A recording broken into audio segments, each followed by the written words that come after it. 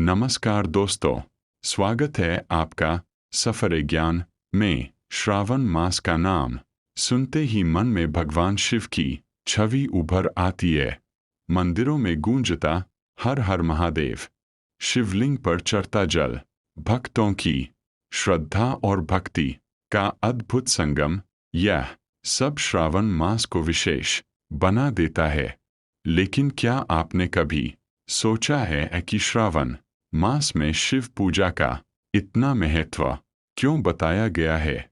क्या केवल जल चढ़ाने से भगवान शिव प्रसन्न हो जाते हैं?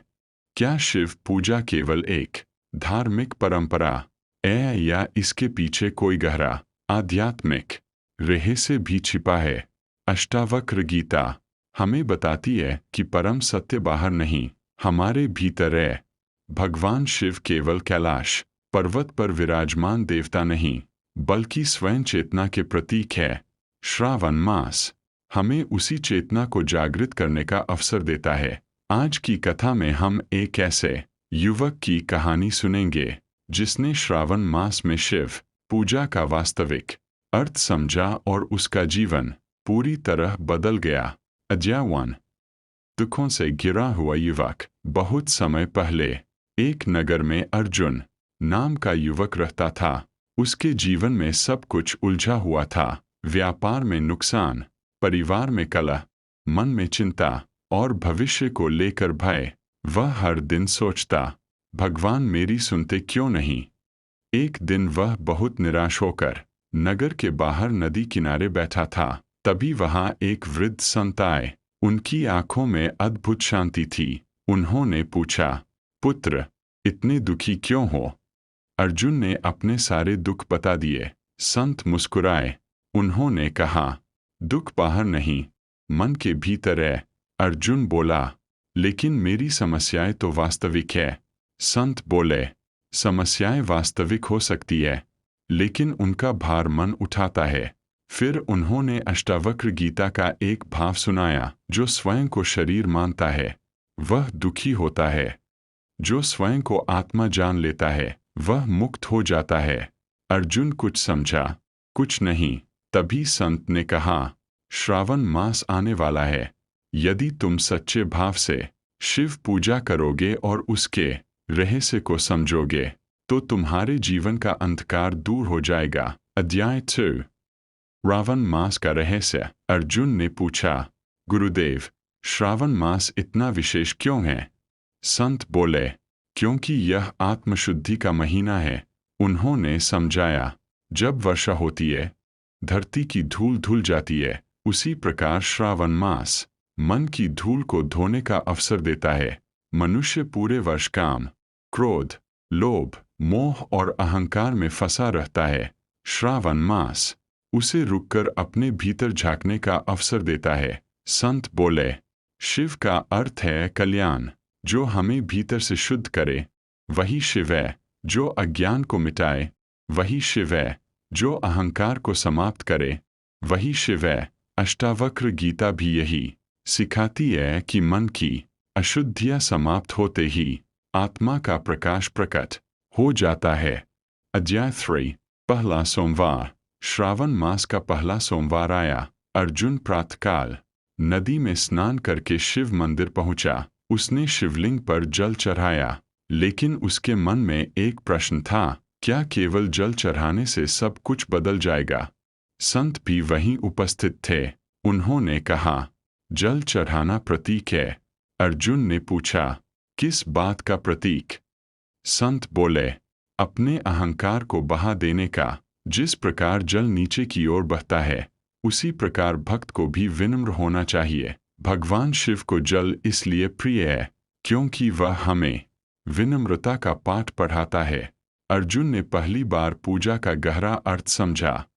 अध्याय 4। शिवलिंग का वास्तविक अर्थ। कुछ दिनों बाद अर्जुन ने संत से पूछा, गुरुदेव, शिवलिंग का अर्थ क्या है? संत बोले, शिवलिंग संपूर्ण सृष्टि का प्रतीक है। यह हमें याद दिलाता है कि ईश्वर का कोई सीमित रूप नहीं, वह अनंत है। अष्टावक्र गीता भी कहती है, आत्मा न जन्म लेती है, न मरती है, वह अनंत और शाश्वत है। संत ने कहा, जब तुम शिवलिंग के सामने खड़े होते हो तब वास्तव में तुम अनंत चेतना के सामने खड़े होते हो। अर्जुन की आंखें खुलने लगीं। अध्याय 5। बेलपत्र का रहस्य। एक दिन अर्जुन बेलपत्र लेकर मंदिर पहुंचा। उसने पूछा, भगवान शिव को बेलपत्र इतना प्रिय क्यों है? संत मुस्कुराए। उन्होंने कहा, बेलपत्र के 3 पत्ते 3 दोषों का प्रतीक है, काम, क्रोध और लोभ। जब भक्त बेलपत्र चढ़ाता है तो वह प्रतीक रूप से अपने इन दोषों को भगवान के चरणों में समर्पित करता है। संत बोले, यदि केवल पत्ता चढ़ाया और दोष नहीं छोड़े तो पूजा अधूरी रह जाती है। यह बात अर्जुन के हृदय में उतर गई। अध्याय 6। रुद्राभिषेक का रहस्य। श्रावण मास के मध्य में मंदिर में रुद्राभिषेक आयोजित हुआ। अर्जुन ने भाग लिया। पूरे मंदिर में ओम नमः शिवाय का जाप गूंज रहा था। संत ने कहा, रुद्राभिषेक केवल एक अनुष्ठान नहीं, यह मन की शुद्धि का माध्यम है। जब भक्त मंत्रों के साथ शिव का स्मरण करता है तो मन धीरे धीरे शांत होने लगता है। अष्टावक्र गीता कहती है, मन ही बंधन है और मन ही मुक्ति। जब मन शिव में लग जाता है तब बंधन टूटने लगते हैं। अध्याय 7। सच्ची पूजा क्या है? एक दिन अर्जुन ने देखा कि एक गरीब वृद्ध मंदिर के बाहर बैठा था। वह भूखा था। अर्जुन ने उसे भोजन कराया। संत ने यह देखा और प्रसन्न हुए। उन्होंने कहा, आज तुमने सच्ची शिव पूजा की है। अर्जुन चकित रह गया।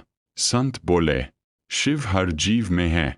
यदि तुम भूखे को भोजन दो, प्यासे को जल दो, दुखी को सांत्वना दो, तो वह पूजा शिवलिंग पर जल चढ़ाने से भी श्रेष्ठ हो सकती है।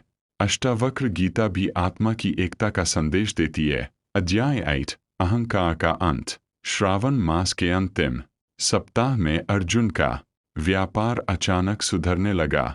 लोग उसकी प्रशंसा करने लगे। धीरे धीरे उसके भीतर अहंकार आने लगा। संत ने यह देखा। उन्होंने कहा, सावधान रहो। अर्जुन बोला, क्यों गुरुदेव? संत बोले, अहंकार सबसे बड़ा शत्रु है। भगवान शिव ने भी भस्म धारण की है।